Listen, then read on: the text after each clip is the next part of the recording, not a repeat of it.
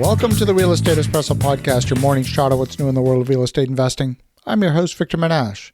On today's show, we're talking about software tools.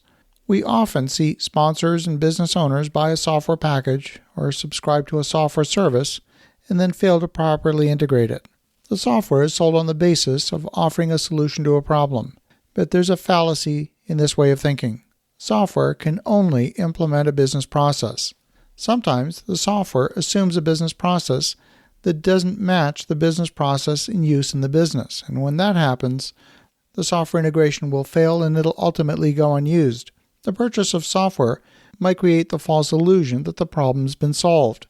You can sometimes adapt your internal business processes to match the process that's assumed in the software, and if that meets your need, everything will work out fine. But as is often the case, the assumed process in the software doesn't quite match the process required by your business. That can be seductive because it looks like your system almost works, but something that almost works doesn't work at all in practice. I'll give you a simple example. One software vendor tried to sell us on the fact they had integrated electronic document signing in their software. If we bought their software, we could use their document signing capability that was integrated in their workflow. We could save a bunch of money and eliminate the need for our DocuSign account. It all sounded great, but once we dug into the details, we found that their electronic signing was limited to certain fields in their predefined forms.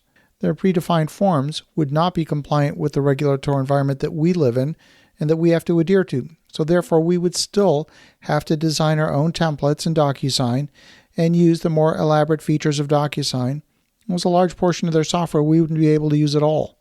This is an example of something that almost works. It looked good on a feature sheet, but the actual business process that was assumed didn't work for us. We could not adapt our systems to their assumed process. That was, in essence, a showstopper for using that feature. The second barrier to adoption is the need to get all the stakeholders in the business process to use the system once you adopt it. In today's saturated world, we often encounter resistance in the organization to learning new systems.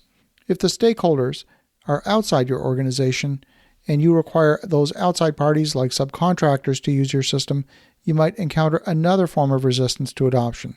At that point, you face a choice between working hard to influence the subcontractor to use your system, or you might end up designating someone inside your own organization to act as their proxy so that at least your system gets used.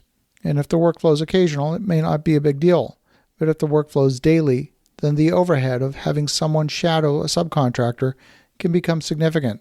Implementing systems in your business requires buy-in from all the stakeholders. It requires an investment in training to lower hesitancy to adoption. The software as a service model is generally based on a subscription. The reason software vendors have moved to that is because they get regular recurring monthly income. The software company will generally have lots of quick and easy ways for you to import your data to get started using their software.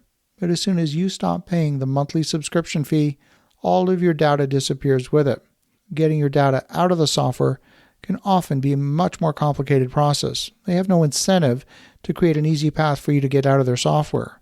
This is one of the due diligence questions we always ask when it comes to a piece of software that we suspect we may not be using for eternity. Perhaps we don't want the financial obligation to keep paying that software license fee for eternity. A review of most companies show that there are software subscriptions that are not being used, and yet the monthly fee is still being deducted like clockwork. The only time those accounts get canceled is if the credit card expires and the customer doesn't deliberately update the credit card information. The right software systems can save you a massive amount of manpower. You can pay a few $100s a month for the software and save a few thousand a month in salaries. In addition, you can have quality systems underlying your business that will create a level of organization, sustainability, and scalability to take you into the future. But it starts with having a clear picture of what systems and processes your business needs to run effectively. I'll give you a simple example of what I'm talking about. You might be using QuickBooks as your accounting software. Now in QuickBooks, you have a choice. You can use the software to document what's happened in your business. That's how most people use it. You can download your bank statements and reconcile the bank activity against invoices and checks that were written. Or you could make every financial entry in QuickBooks before any transaction takes place. See, the software doesn't care. The software can do either. But we would both agree that a system that drives the business financials is vastly different from one that runs behind the business trying to document what happened. It starts with being intentional about the design of your business systems and then selecting the software that meets your process. As you think about that, have an awesome rest of your day. Go make some great things happen. I'll talk to you again tomorrow.